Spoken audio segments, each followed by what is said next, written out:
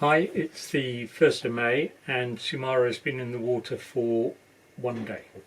So I got the rigging done today and downstairs is a bit of a shamble. But I keep getting asked what it's like down below, how much space you have, how it compares to modern boats and such like. Because it's just a 26-foot wooden boat, and it's got 3 berths, mainly sailing with just 2 people. I find it quite spacious and it all works quite well. So I thought I'd just kind of show you around the different areas, the kind of galley area, the navigation area, the berths and the heads and such like up forward, just to give you a kind of idea of the space and the delights of a small wooden boat.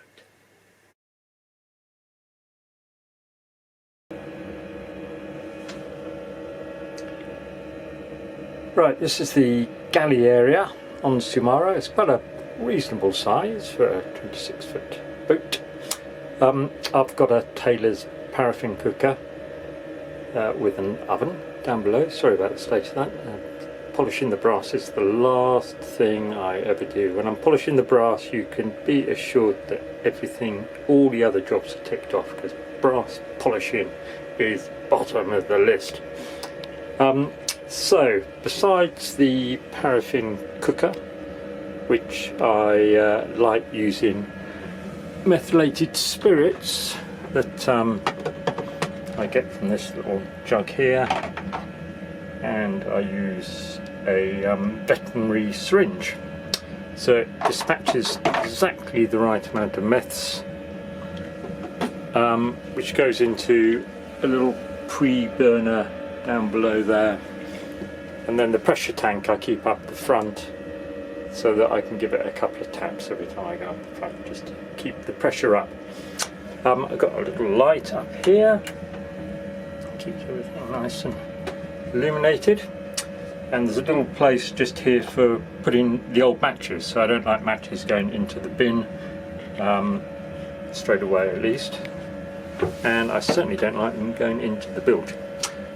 So along the top shelf there, excuse the mess, I haven't been through all of this, you can keep whatever you want, pesto sauces and jars of honey and marmite and all of that kind of stuff, almond paste and concentrated tomato paste. And then down the bottom is a bigger kind of area, so you can have taller jars and things. The thing that says builder's tea is actually coffee. Loads of herbal teas seem to be popular at sea for some reason. A little thing here to stop mugs from tilting around. The stove, of course, is on gimbals, as you can imagine. It's my diabolically expensive hand pump that goes over my super minute sink. The only problem I've come across with this is that I can't actually get the kettle under the spout, so I still have to fill the kettle from the front, but otherwise it's a lovely little pump which works well and makes a rather strange noise because there's a little glass ball inside it that goes up and down and makes the rattling noise.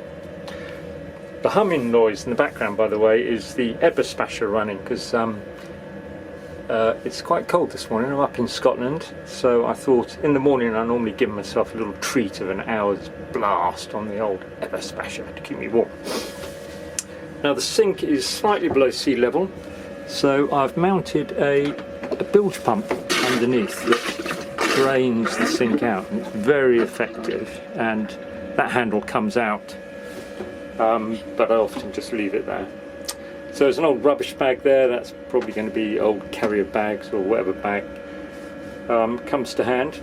But the recycling, I've made up a PVC bag here. It's quite capacious, it sits under the companionway stairs, so any bottles, glass, cans, anything that can be recycled just goes in here, and then when I get the opportunity I can just take that bag up to the recycling centre and sort it all out. The plates and bowls lay flat in these troughs that I made. They used to kind of run down sidewards, but of course they would just roll chonk, chonk, chonk as you're rolling downstream. So these kind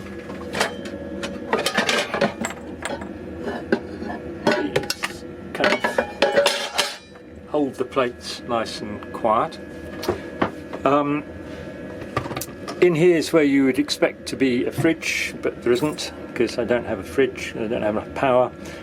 So this is a large storage place. You can get an awful lot of food in there. So we store kind of cans and muesli and things like that in there. On smaller journeys, pasta and things. If we've got a big journey with loads of food, we've got a big kind of pasta box here that just lives on top of the engine case.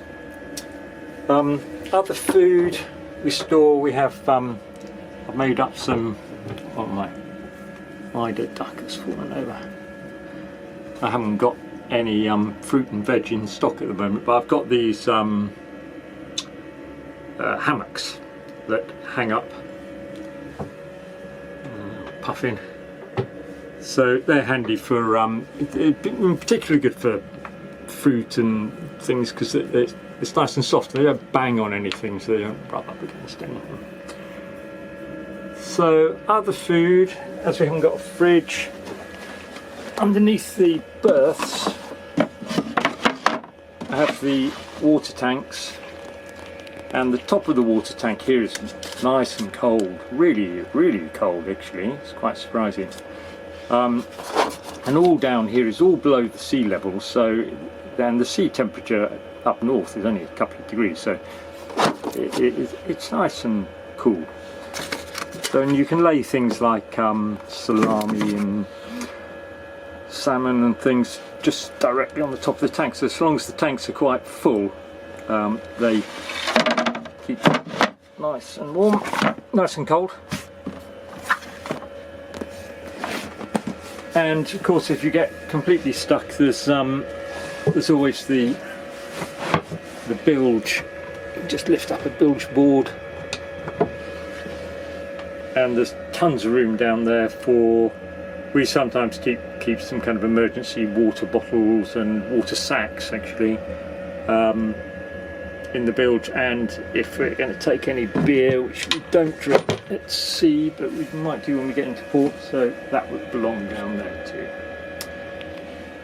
So there we go, there's the little galley. Sorry about the lack of polished brass, but it's not bad, is it, for a 26-foot boat?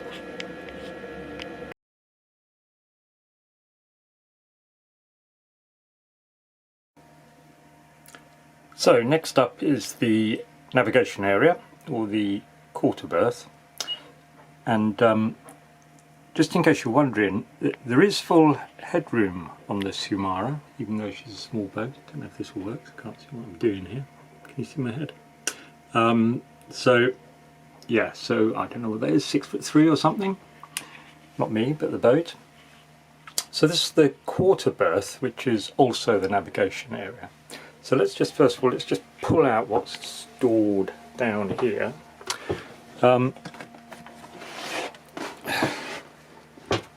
Right, first of all, this is a waterproof telly case, and in it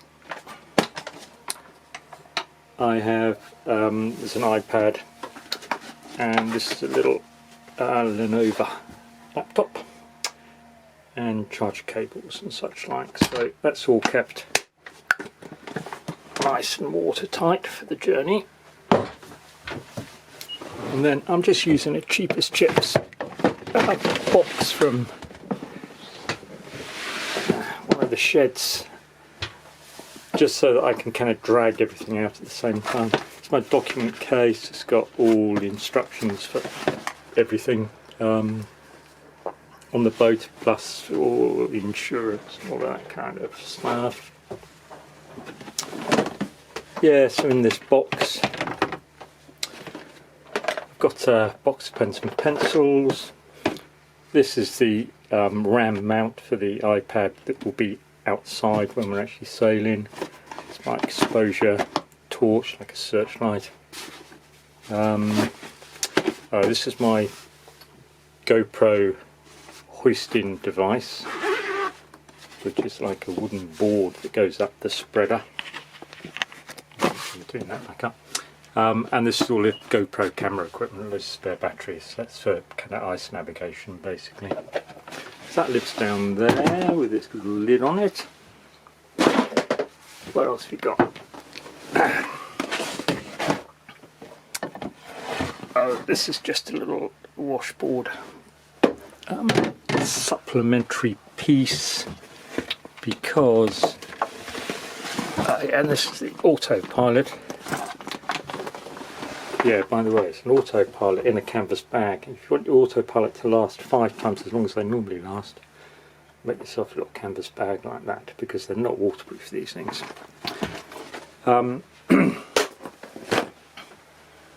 And then finally, if I can get this out, yeah, I've got my, this is my chart plotter.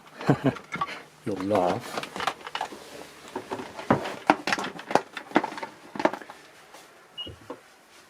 So that's my dinky little chart plotter. And it's got 2 positions, well, apart from its storage position, but it can store on the nav table, or it slots into the bottom washboard. Then the other washboards can go on top of it if you want to secure the cabin, which is why I've got that little mini washboard, because that makes it up to the same height as the bottom washboard, and then you carry on. I digress.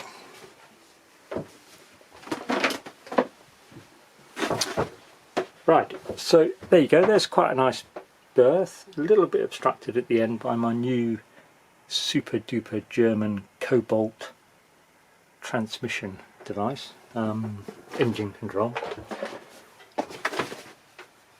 but otherwise very nice berth.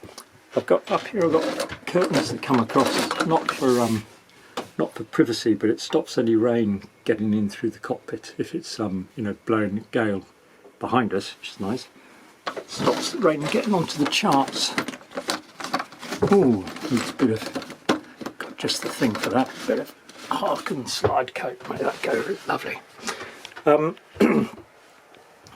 So, and yeah, down here there's a lee cloth that can be tied off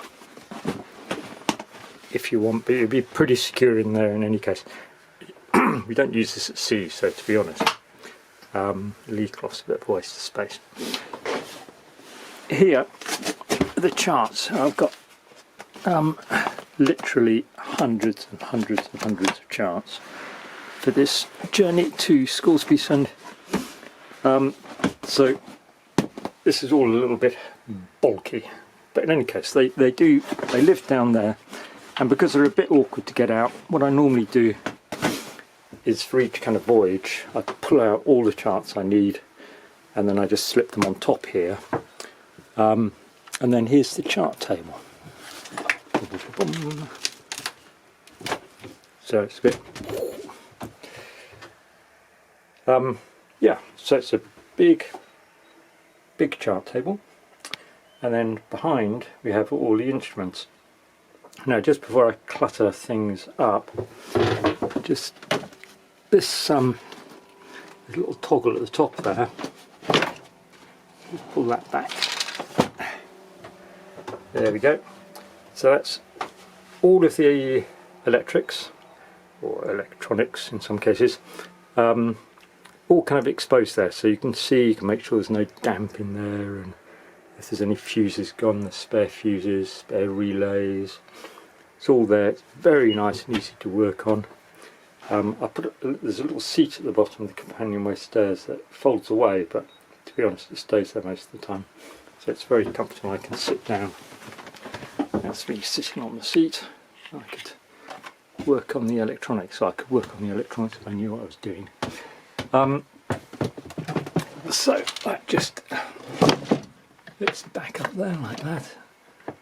And the little toggle was the end of an old cleat that broke off, so a bit of recycling going on. So what have we got? Got a GPS. The GPS is linked to my ICOM radio. Nowadays the ICOM radios pretty always have the GPS inside them. In this case it doesn't. My Frono Navtex and my lovely Simrad AIS, which, what a shame they don't make these anymore. It's a beautiful piece of equipment. And the reason it's beautiful is it's got a nice base map, a kind of colour base map. Should we turn it on? What have we got? Electronics. We need power. I can maybe show you that in a minute. So there's a little light here. So I need accessories, and this just remains in this kind of this mode, and you turn it on by. Must be warming up. Oh, there you go. You brush your hand under it, and it goes on and off. Yeah, the chart plotter.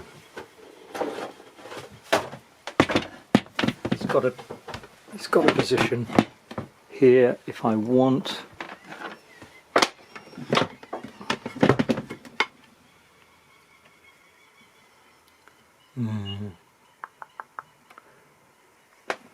Yeah, so there, look at that lovely little base map. There I am in Dunstafnage, and it's so much clearer when you see all the targets on a nice base map like that. But I suppose you all overlay your stuff on your integrated Raymarine systems. It's not for me, I'm afraid. I like standalone stuff. So there we go. That's the chart plotter. It could be down there at the chart table, or locked in there in the companionway. Over here we've got, what have we got? USB chargers, 2 USB chargers, and that's a cigarette lighter that takes the chart plotter. Batteries.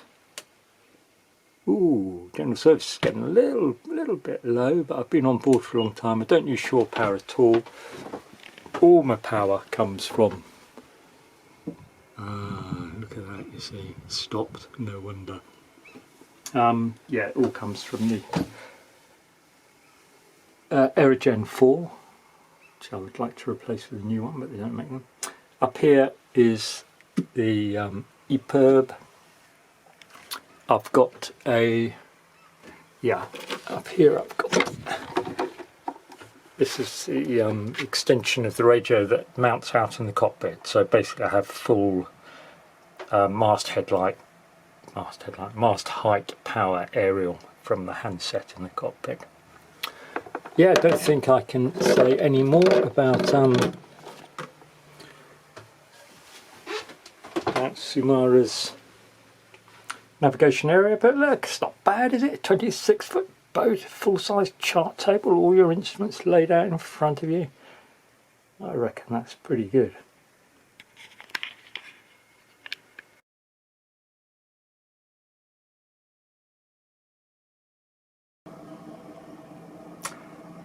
Yeah, I do miss little Tillman, but I've got my my substitute. Not quite the real thing. Still. Now we're going to go up into the heads now.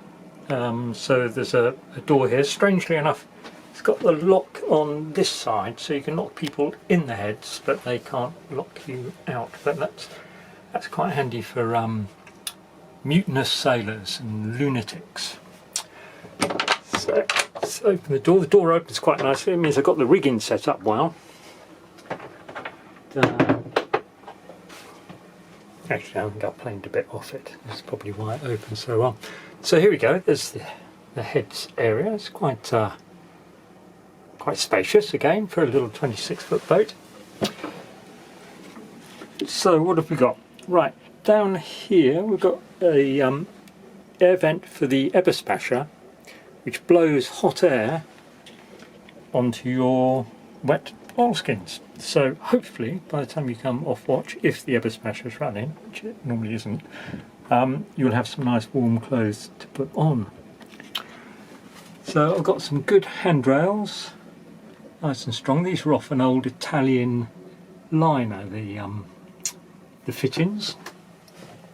And here this is the thing my friend Sarah, I think actually it might have been Sarah's mother, made up. So these are old towels cut up and then velcroed, so they hang on the rail. I've got them in different colours, so each crew can have their own one. So it's just handy for just wiping your hands after you've washed them.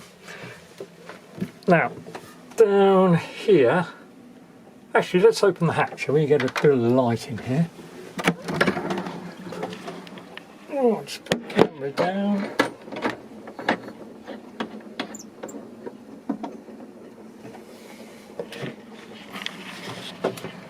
Yeah, so actually the hatch is quite good news, because up in this part of the boat you don't have standing headroom, but of course if it's a nice day you can open the hatch and survey the scene. I'm in the marina at the moment, so not much of a view.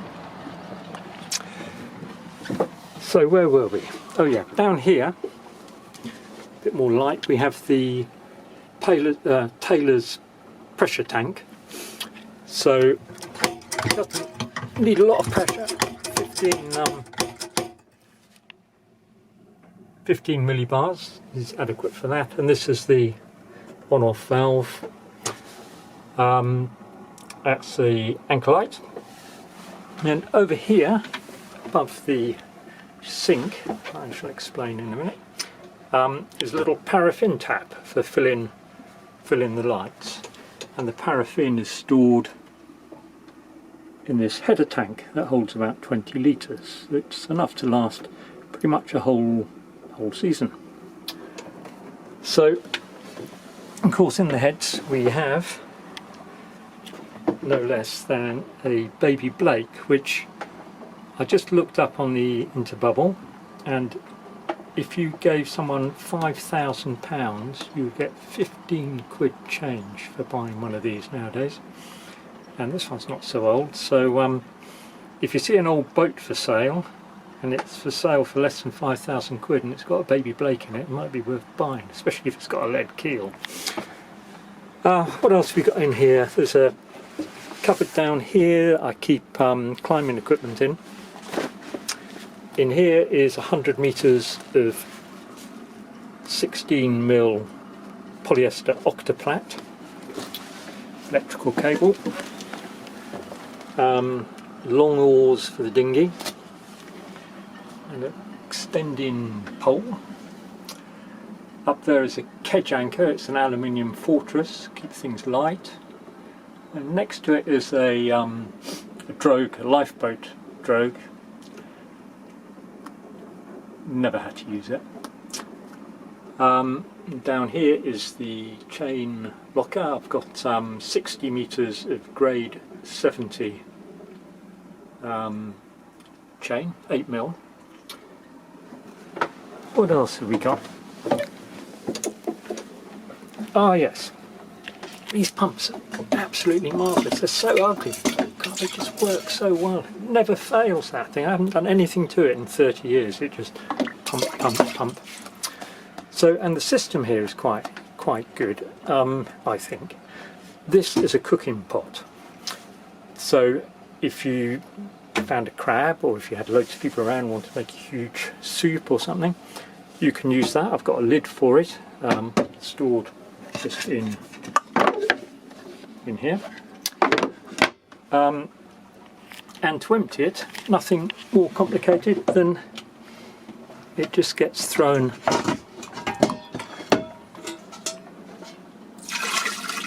down the loo.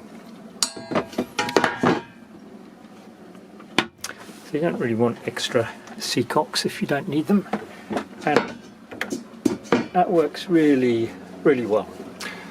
So what have we got up here? We have a this is the boat hook that takes the diabolically expensive grab it boat hook. Needs a polish really. That just leaves a line. If you kind of by yourself, you can get a line onto a buoy quickly. These are more of these towels that hook over the handrail. Big first aid kit. Wish I knew what I was doing with it. Cruising cone, anchor ball, that's a hatch cover. This is the snubber for the anchor chain.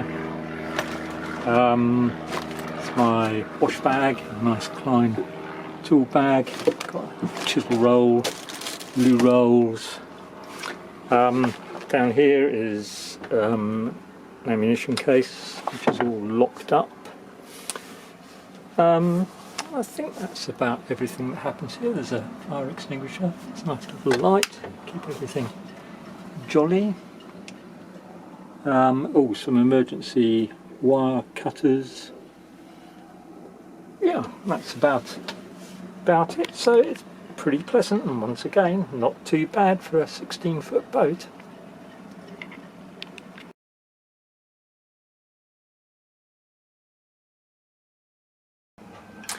And then you've got the main saloon area, which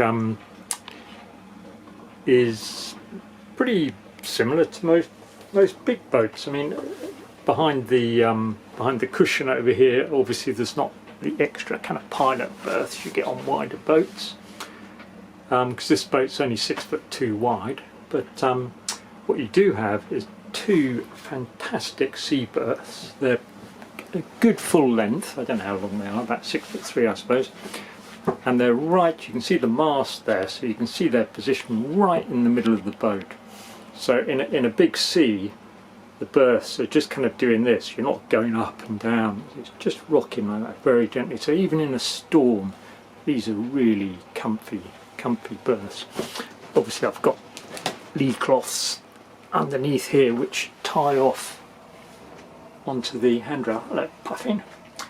I've got paraffin lighting, but also got this is a Lupo light that goes red. The other one's failed, so much for LED lights not failing. And then I've got these kind of nice warm cabin lights that are kind of in general use. There's a little holder there for my Sony radio, gets SSB. And then there's cupboards on both sides and a little kind of quarter shelf. This big cupboard here normally has my tool bag in it. I've got up above, it's probably a better stock than most chandlers. I've got thousands of bronze screws, stainless steel machine screws, and absolutely all sorts. And then down here will be my I've designed a new tool bag, and it will fit in there nicely. So I'm going to get rid of the ditty bag and my tool bag, and then I'll have this big bag that I'll just kind of bring out and plonk down on the bench down below.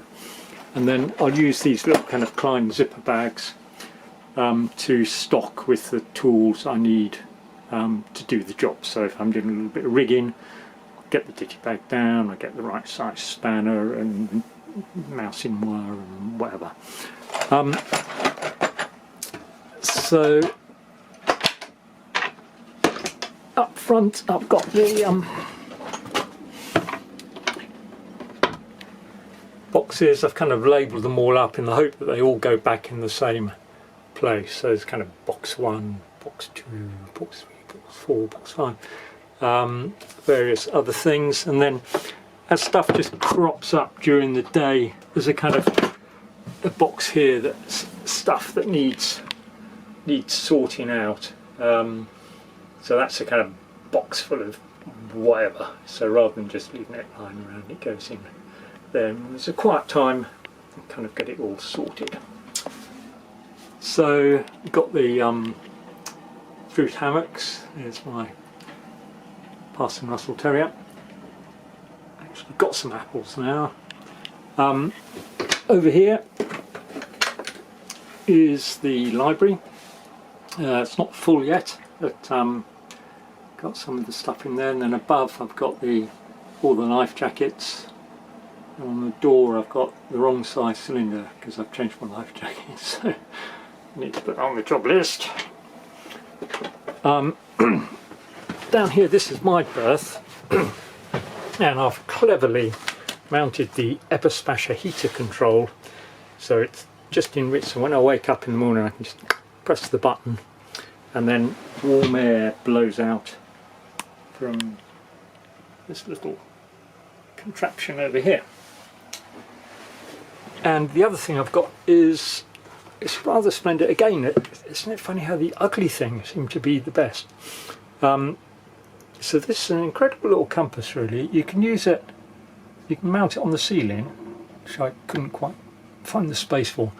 And you can use it as a hand bearing compass. It's a very nice steady thing. And there's a mount out in the cockpit as well, so you can use it as a spare steering compass. And it's got a light. Very versatile piece of kit. Shame it's not more attractive. Hey. Along here, all haven't kind of stocked up yet, but along here will be some kind of water bottles for drinking, a bottle of wine, bottle of whiskey and such like. Not that we drink while we're at sea. Everything's kind of got slats, so there's plenty of ventilation. There's more storage under here and here, under these berths. These are the water tanks. So that's nice cold storage. Put your yogurts and things on there. There's a table that I made. This is made from a trapdoor I cut in the Phoenix Theatre stage floor when I was building Into the Woods. So I'll just stop now. I'll put that up and show you how it works. Yeah, so this is teak from the Phoenix. And I've made a little fit in on the mast, and this just clips in there, and the single leg goes into a hole in the floor. Now, talking about the floor, these boards are not varnished, they're just plain old wood. So it's rather bizarre that all the glass fibre boats have got varnished floors, which is a disaster really, because you just slip around on them and the varnish just gets trashed because you're walking on them with gritty shoes and such like. So it's just so peculiar that a boat that is varnished throughout, the whole hull, the whole topsides, everything on this boat is varnished, but the floor isn't. So it's almost the exact opposite to a glass fibre boat. And suddenly people ask, you know, oh, how do I stop my floor being so slippy, and what varnish will last and all of that. Just don't. Just put some wood down there and walk on that. Any case, this table also fits in the cockpit, and it also fits in another place that I'll just set up for you now. So if I'm on the boat by myself, I often leave the table in this position here because it's right next to the galley, so it's quite handy for prepping food up. It's also handy, you can put a little laptop on there, or books or notepads, or do a bit of sketching or whatever. So it's and it's not when the table's on the mast, it's obviously a bit in the way. You can get past it, but it's a little bit of a struggle. So this is quite a good position. It also goes in the cockpit, so if you're eating outside. These are handy things on a small boat, the kind of Ortlieb waterproof bags, because if they're in the way you can just throw them into the cockpit in the evening, clear up a load of space. So inside the bag, I'm not sure if this will work. Yeah, this isn't my pack for going anywhere, but I use these. These are quite good with the clear thing, you can see what's inside them. If everything wasn't black, you'd be able to see what's inside them. Any case, handy stuff. Ortlieb waterproof bags. No commission. Yeah, and finally, because the boat's narrow, it makes it quite kind of safe, because apart from the fact it's got a very sea-kindly motion, it doesn't kind of toss you around, but even if it were to kind of fall off a wave, you really wouldn't fall very far. And I've put in these handrails which run right through the boat, so you can stand with one hand on each side, and you really feel pretty secure. So that's all I can say about the main saloon on Zumara, but as with all the other areas, I think you'll agree it's not bad for a 26-foot boat.